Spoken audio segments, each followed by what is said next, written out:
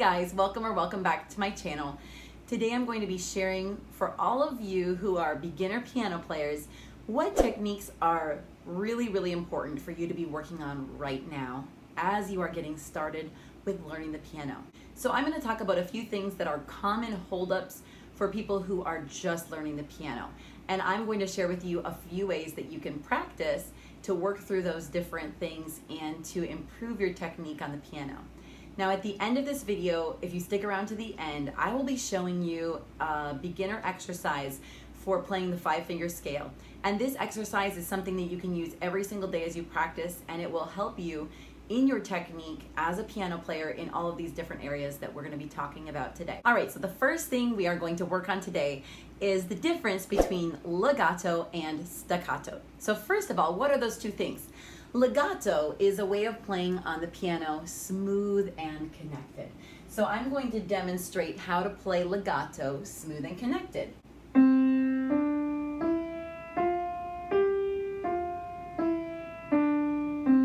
So do you hear how each note is smoothly connecting into the next one? The way that I do that is by holding down each finger until the next finger plays, and then you release that previous finger. So my finger 1 holds down until finger 2 plays. And then finger 2 holds down until finger 3 plays. And then it releases for 4 to go down and 5. So again, legato means smooth and connected, and each finger holds down until the next one plays. So, and I'll give you an example of the left hand also with the 5-finger scale.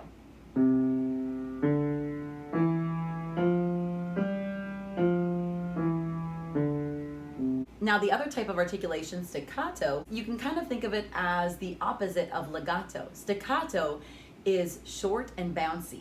Now I'm going to demonstrate again with the 5-finger scale. So with right hand on the C 5-finger scale, here's staccato.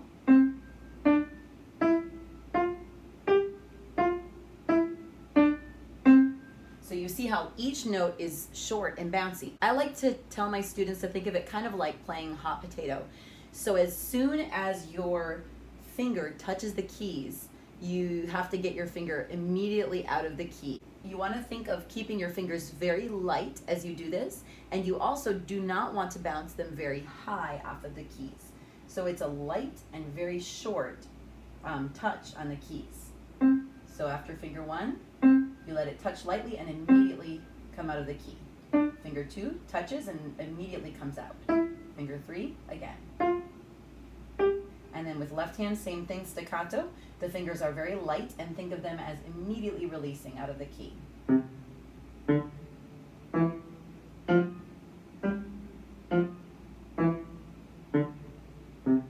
So those two articulations are very important because they bring a lot of variation into music and into playing the piano. If you know how to play legato very well and staccato very well, you will be well on your way to playing music very expressively. Now, an example of a piece that is extremely legato would be for Elise, where you're playing a lot of smooth and connected notes.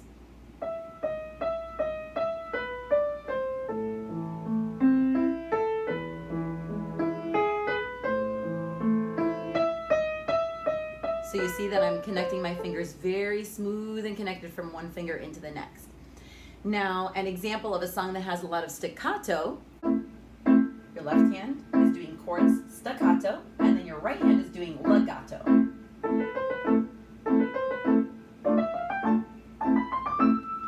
So you've got a good mixture there, but as you can hear, if you were not able to play legato and staccato,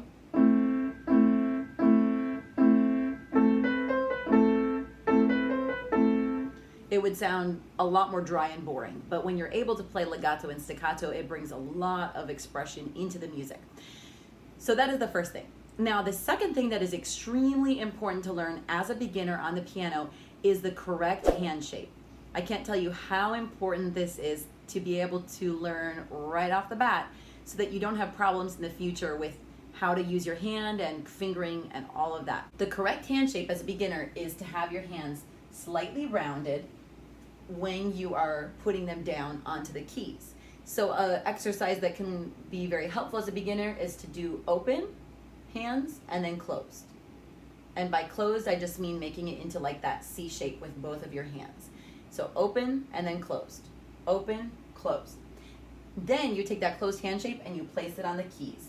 All of your fingertips should be touching the keys, and your thumb specifically should be curved on its side, slightly inward, for it to also rest on the keys. So if you do keep that shape where your thumb is on its side, as you can see right here, and curved inwards, then all the rest of your fingers, when they're rounded, should be able to touch. The fingertips should be all touching the keys, and all of your fingers, including finger number 1 and finger number 5, will be able to correctly be touching the keys and reach the keys. Now, finger 5, your pinky finger, which is actually your weakest finger, is also very important to remember to keep it curved at all times.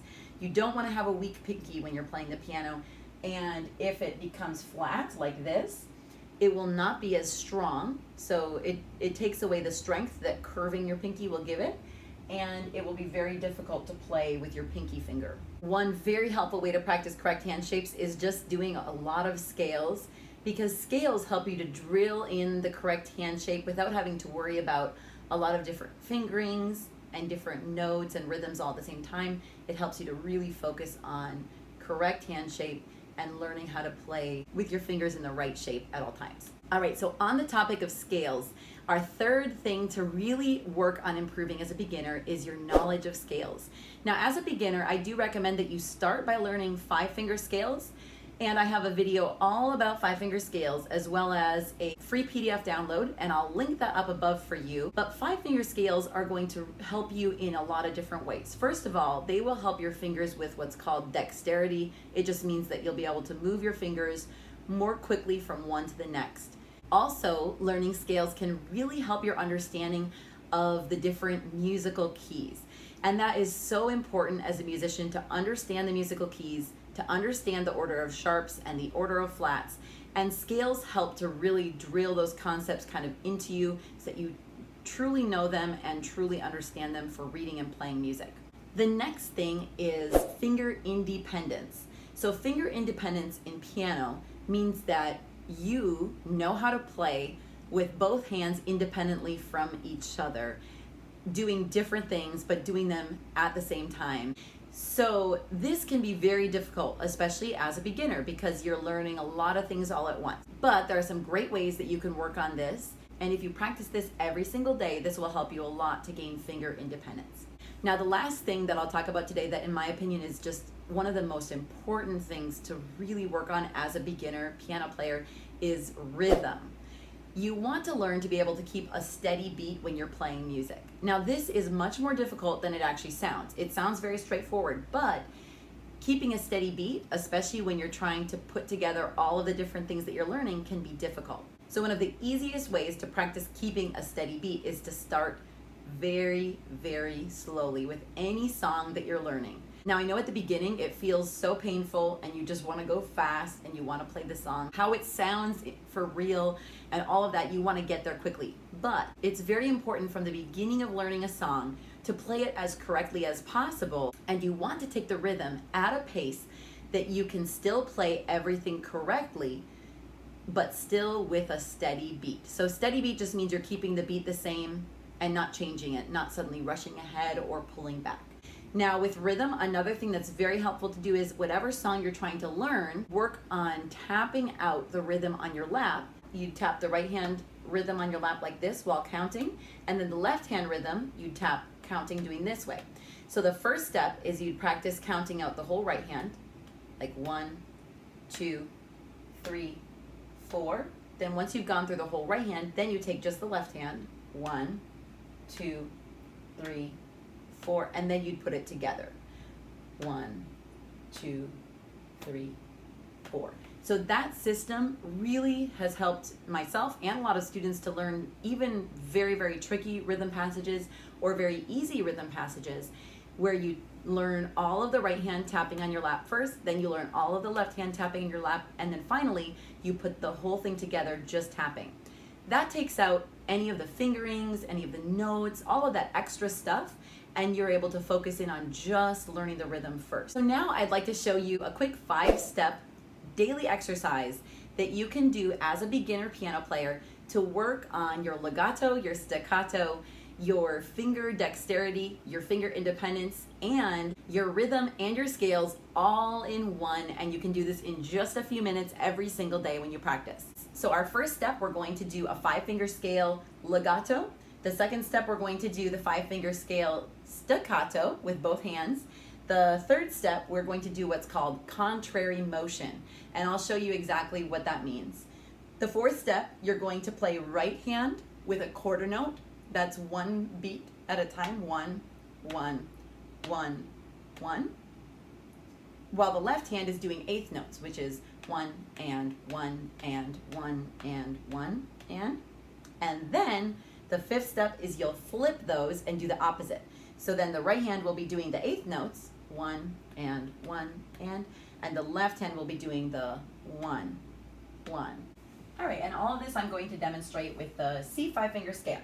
So our first step is going to be the 5-finger scale legato, and we'll do this hands together. So remember, legato means smooth and connected, where we connect our fingers from one, we hold one finger down until the next finger plays, hold that finger down until the next finger plays, and so on. The whole time you want to keep a steady beat. So choose a beat like 1, 1, 1, 1, for example, and try to stick right with that beat.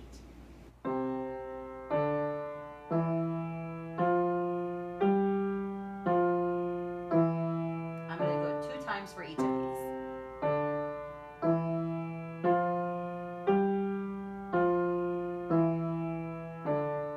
Now staccato.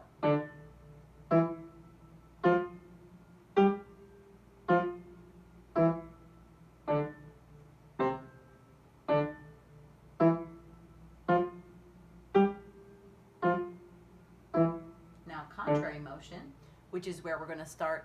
Both fingers are going to move 1, 2, 3, 4, 5, 4, 3, 2, 1. So they're moving apart from each other instead of together. And that's why it's called contrary motion.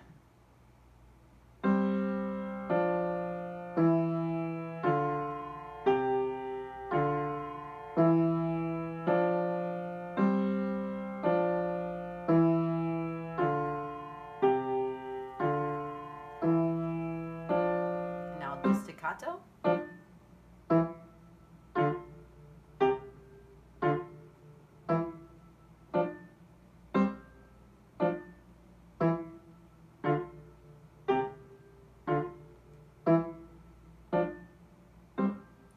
And now we're going to do where we play quarter notes in the right hand and eighth notes in the left hand.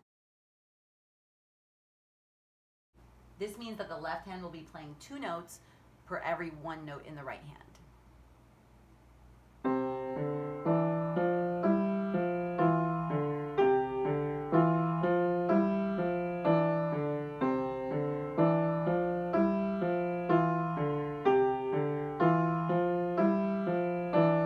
Now we'll flip 2 notes in the right hand per every 1 left hand note.